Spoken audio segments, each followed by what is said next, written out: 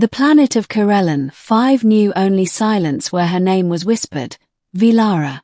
A creature born of light and death, her touch a sentence final and irreversible. When she emerged from the spires of the void storms, the native sentients bowed or fled. Those who approached her, out of curiosity, diplomacy, or faith, died instantly upon contact. It wasn't her choice. She was a Soulshard, a being woven from unstable ether energy, her body rippling with volatile plasma and entropy. Her creators, long gone, had forged her for war in a galaxy that had since buried its hatred. She wandered the ruins of forgotten empires, unable to die, unable to belong. In the human colony of New Thales, orbiting the orange star Myros, rumors swirled about the ghost of the sands, a radiant woman who watched from afar, her presence marked by scorched footprints and dead wildlife. Elias Ward, a disillusioned xenologist and former soldier, spent his days cataloguing the emotional range of alien life forms. He wasn't looking for war stories anymore, he wanted understanding. He believed no creature was born evil, not even one that killed by touch. So when a heat shimmer appeared outside the colony's perimeter, and the guard drone short-circuited, Elias didn't grab a weapon. He took a scanner, a translator node, and a heat suit, and walked into the dunes. He found her standing amidst a swirl of sand, her luminous figure pulsing with restrained energy. She did not speak, but the translator node glitched, then settled. "Do not come closer." Her voice was layered, like harmonics played on alien glass. Her eyes shimmered with sadness. Elias stopped 10 meters away. "I won't. But I will talk." She tilted her head. "Talk." "I study how species feel. I've read the logs. I know what they call you. But I don't think you want to hurt anyone." She looked down at her hands, transparent and flickering with unstable energy. "I do not want to. But I always do." Over the next few weeks, Elias returned every evening to the dunes. He brought food, not for her, but to show kindness. He read poetry, shared stories, even played old Earth music on a portable speaker. She listened silently. One evening, during a solar flare, she spoke again. "They built me for destruction. I was a tool. Then they died. I do not know how to be anything else." Elias replied gently, "You're already something else. You're lonely." She said nothing, but the wind around her ceased. For the first time, she sat on the sand, hovering, never touching. As days passed, Elias noticed changes. Her glow dimmed slightly, no longer scorching the ground. The sensors registered lower entropy fields around her. She was trying. "How do you feel when we talk?" he asked once.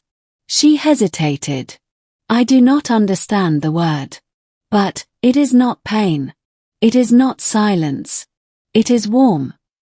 "That's a feeling," Elias smiled. "You're learning to feel."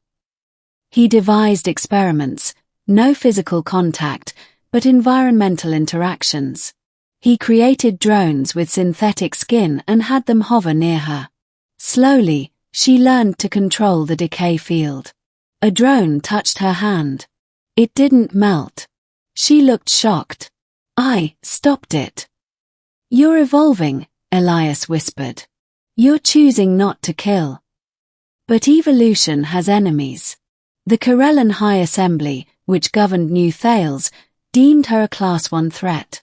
Surveillance drones had captured her presence near the colony, and even though Elias reported progress, they refused to risk it. A kill order was issued. They sent Tempest Division, elite shock troopers armed with plasma disruptors. The night they came, Vaelara sensed it first. She flared like a beacon, eyes wide with panic. "They come. They mean to end me." Elias didn't hesitate. He grabbed his shielded comms unit and sprinted to the dunes. He found her hovering beneath the moonlight, glowing brighter than ever, but not in anger. In fear. "I do not want to be alone again." You won't, Elias said. But you need to run. No, she said firmly. I will not flee again. The soldiers arrived. Step away from the entity, barked Commander Reel through a megaphone. Elias stood between them. She's not a weapon anymore. She's learning. She's a walking extinction event. Not anymore. Reel gave the signal. The first shot hit the sand beside Elias, forcing him to stumble. Vaelara reacted on instinct, her hands rising, light crackled, but she did not attack. Instead, she whispered, "Protect." The energy wave formed a dome, not to kill, but to shield. Bullets, plasma, even seismic disruptors bounced off harmlessly. Elias, stunned, turned to her. "You're not fighting back. I am not a weapon. I am someone." Then a trooper managed to flank Elias and fired. The bolt flew. Elias pushed forward. But Vaelara moved faster. She touched him. And for a moment, everything froze. Elias collapsed. The troopers stopped firing. Vaelara dropped to her knees, glowing hands trembling. Her voice broke like a wind chime in a storm. "No. I was learning. I was feeling. Why must it always end in death?" She lifted his head. "I did not want to hurt him." But then, Elias breathed. He coughed. His eyes fluttered open. Did I just die?" She stared at her hands. "No. You lived." The troopers lowered their weapons. Commander Reel stepped forward, stunned. "You touched him," he whispered. "And he's alive." Elias sat up groggily. "She healed me." Vaelara's voice was quiet. "I inverted the current. Death is an entropy wave. But what is life, if not ordered warmth?"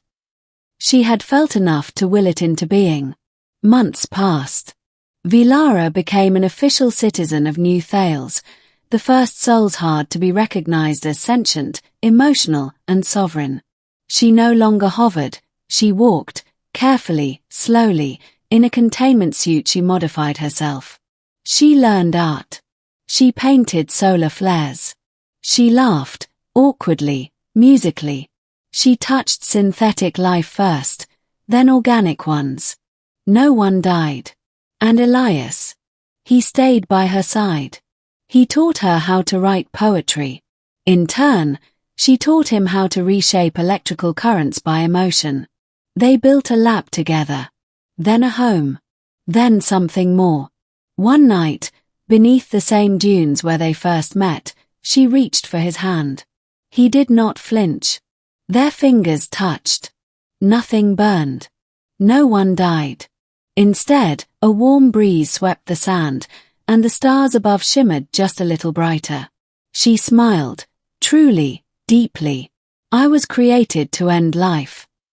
"But you chose to begin one," Elias said, lacing his fingers with hers.